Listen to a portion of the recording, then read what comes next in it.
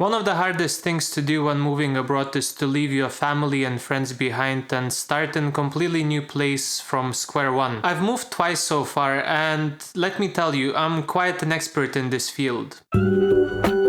Okay, maybe not an expert, but I do have some useful tips that I'm sure will help you to make new friends in your new home. There is a lot of advice on the internet that I personally find relatively useless, like just go outside to the bar or to the park and start conversation with a stranger. Like, yeah, it's that easy. A lot of people are just waiting to be approached by a stranger when they're outside.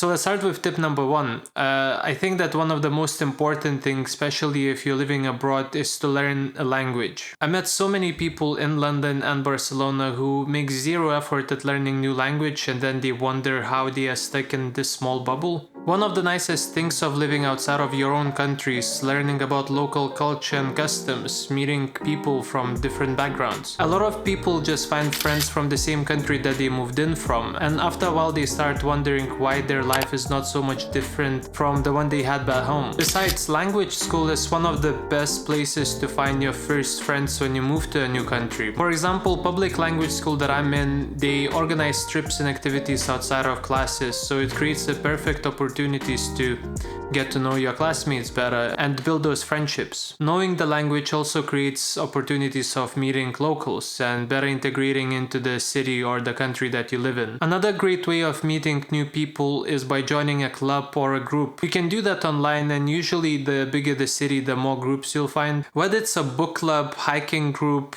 or a meetup group for exploring the city, I'm sure that you can find something that is interesting for you. And one of the great things of joining a group is that you already share interests with others, so it's much easier to start conversation and you already know that you have something in common. One thing that is very important, I think that a lot of people don't talk about it, is that whenever you join the group, you have to be consistent and go there regularly. It takes time to meet new people, especially if you are introverted. But by showing up regularly, you get familiar with other people get familiar with you, and just it becomes much easier to build that connection and make friends. When I moved to Barcelona, I didn't really know anybody, so most of the evenings I spent in a basketball court, and I was going there pretty much daily. And after some time, regulars kind of started recognizing me and started inviting me to play with them. I also met this group of Catalan guys who invited me into their group, and we met to play on the weekends. And then I met another guy with whom we became really good friends even outside of basketball. I also know some people that created a meetup group to play volleyball, and right now they meet up to play volleyball but also to go out together. The key point here is to be regular and consistent. You can even think back to your school years and think about how long it took you to build those friendships. Chances are it was a very long period of time. It wasn't just 1 or 2 days when you went to school and all of a sudden you have friends. Well, I guess the difference here is that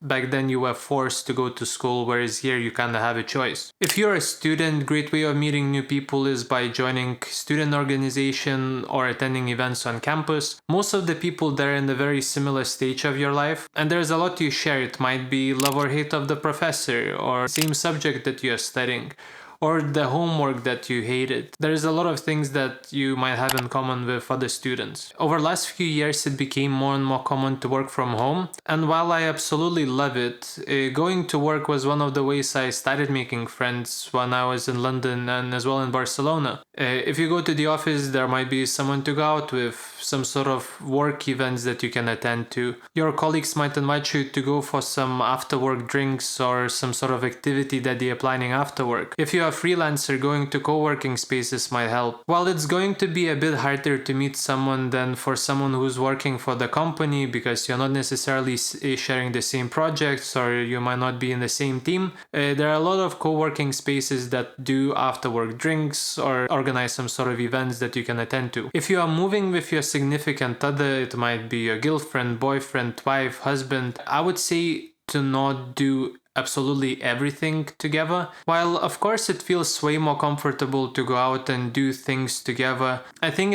it makes it much harder to meet new people. It's much easier to start conversation just with one person than with a group of people. At the same time, when you're going to two different places, you kind of have double the chances of meeting new people. You probably have heard about compound interest. It's usually used in finance to describe what happens when the interest you earn on savings start to earn interest on itself. I see making friends in a very similar way. You might meet one person and that one person will introduce you to another two people. And those two people will introduce you to their friends and so on and so on. It's not a pyramid scheme. It's not even a scheme per se. It's